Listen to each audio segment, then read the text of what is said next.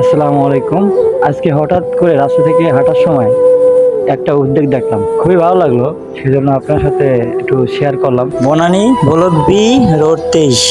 আসলে উদ্যোগটা খুবই ভালো লাগলো। আপনার তৃষ্ণা লাগলো, শান্তি মতো পানি খেতে পারবেন। আসলে যে উদ্যোগটা করছে তাকে কি বলবো, তাকে অসংখ্য অসংখ্য ধন্যবাদ এরকম মানুষের পাশে থাকার জন্য।